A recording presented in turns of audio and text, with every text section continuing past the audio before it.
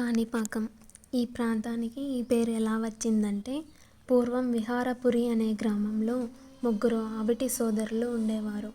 ఒకరు మూగ, ఇంకొకరు చెవిటి, ఇంకొకరు గుడ్డితనంతో బాధపడుతూ తమకు ఉన్న భూమిలో వ్యవసాయం చేస్తూ జీవనం సాగించేవారు.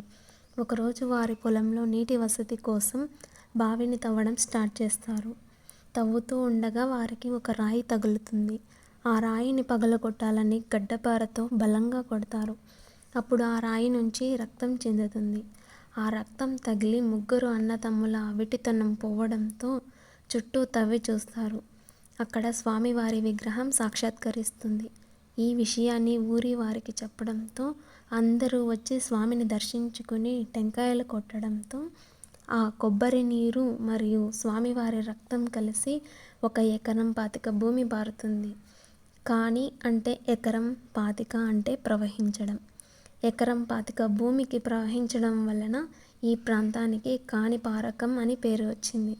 అది కాలక్రమంలో కాణిపాకంగా మారింది.